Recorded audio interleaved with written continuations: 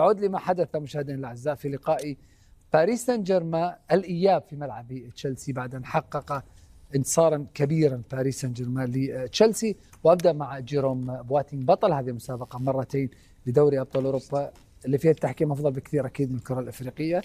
الفروقات كانت واضحة جدا في هذه المباراة خاصة مباراة الإياب. انهار تشيلسي.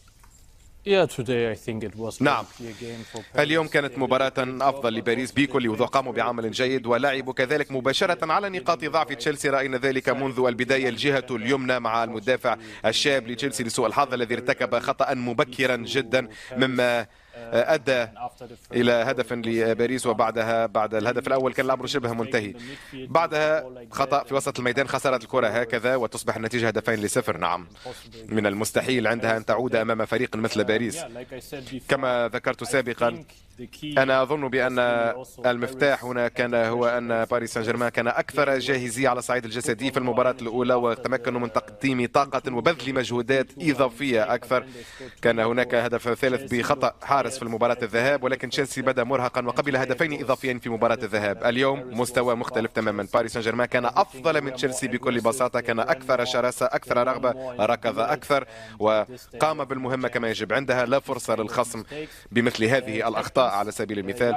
هذا يحدث للاعب شاب، هذا من سوء حظه، أتمنى أن يتعلم من ذلك بلا شك. لكن بالنسبة لباريس بداية ممتازة للمباراة واستغلوا الفرصة كما يجب، كانوا ممتازين في وسط الميدان في الاستحواذ وخطيرين دائما بمهارة كل لاعبيهم. انظروا هنا حكيمي أين يبدأ الركض،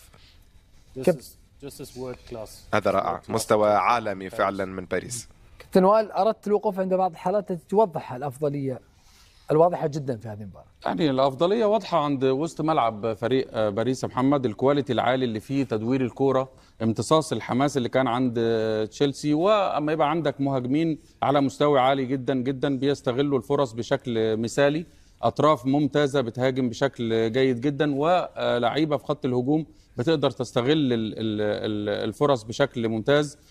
قدرات متنوعة، تسديد سلاح مهم جدا مع الطريقة الدفاعية اللي بيلعب بيها تشيلسي لما بيخسر الكورة. إنما يعني قدرات كبيرة جدا جدا عند فريق باريس محمد.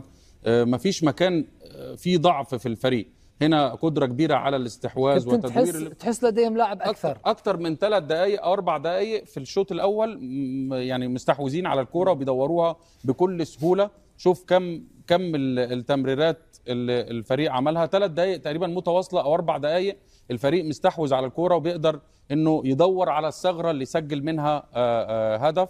فيعني فوز